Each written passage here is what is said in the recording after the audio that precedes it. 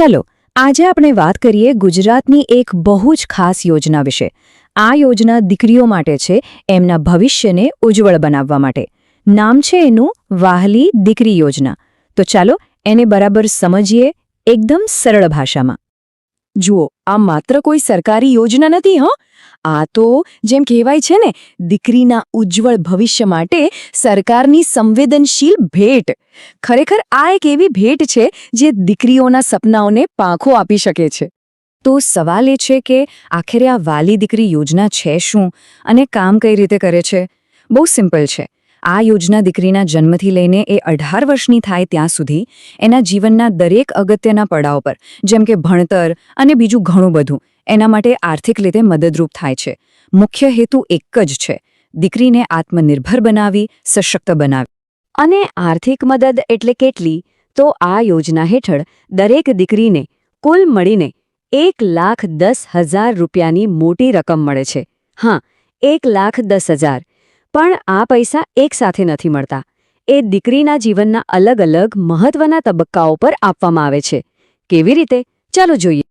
તો આ જે 1,10,000 રૂપિયા છે ને, એ મુખ્યત્વે 3 ભાગમાં વહેંચાયેલા છે. આ 3 તબક્કા એવા છે જે દીકરીના ભણતર અને જીવન માટે સૌથી અગત્યના છે. આખી સફર કંઈક આવી છે. પહેલી મદદ ત્યારે મળે જ્યારે દીકરી પહેલા ધોરણમાં એડમિશન લે. પછી બીજી મદદ મળે 9મા ધોરણમાં. અને છેલ્લે સૌથી મોટી રકમ ત્યારે મળે જ્યારે એ 18 વર્ષની થાય. આનાથી એનું ભવિષ્ય સુરક્ષિત કરવામાં બહુ મોટી મદદ મળે છે, હાઈ ને? ચાલો હવે રકમની વાત કરીએ. તો પહેલો હફતો જ્યારે દીકરી સ્કૂલ જવાનું શરૂ કરે, એટલે કે પહેલા ધોરણમાં આવે, ત્યારે એને મળે છે 4,000 રૂપિયા. નાની રકમ લાગે, પણ એના ભણતરનો પાયો નાખવા માટે આ એક સરસ શરૂઆત છે. પછી આવે છે બીજો તબક્કો. દીકરી જ્યારે 9મા ધોરણમાં પહોંચે ત્યારે એને બીજા 6,000 રૂપિયા મળે છે. આ બહુ જ અગત્યનું છે, કારણ કે આ ઉંમરે ઘણીવાર છોકરીઓનું ભણતર છૂટી જતું હોય છે. તો આ પૈસા એમને આગળ ભણવા માટે પ્રોત્સાહન આપે છે. અને હવે સૌથી મોટો અને સૌથી અગત્યનો હપ્તો. જ્યારે દીકરી 18 વર્ષની થાય ત્યારે એને મળે છે પૂરા 1,00,000 રૂપિયા. આ પૈસા એ ઉચ્ચ અભ્યાસ માટે વાપરી શકે છે, અથવા તો એના લગ્નના ખર્ચમાં પણ કામ આવી શકે છે. આ રકમ ખરેખર એને પોતાના પગ પર ઊભા રહેવા માટે એક મજબૂત ટેકો આપે છે. સારું, તો આટલા બધા ફાયદા છે, પણ આ યોજનાનો લાભ કોને મળી શકે? એના માટેની શરતો શું છે? એ જાણવું પણ એટલું જ જરૂરી છે.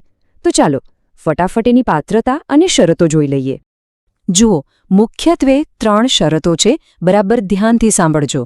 પહેલું, દીકરીનો જન્મ 2 ઓગસ્ટ 2019 કે એના પછી થયેલો હોવો જોઈએ. બીજું, પરિવારની આખા વર્ષની આવક 2 લાખ રૂપિયા કે એનાથી ઓછી હોવી જોઈએ. અને ત્રીજું, જે સૌથી અગત્યનું છે, દીકરીના જન્મના 1 વર્ષની અંદર જ અરજી કરી દેવાની. આ સમય ચૂકશો નહીં.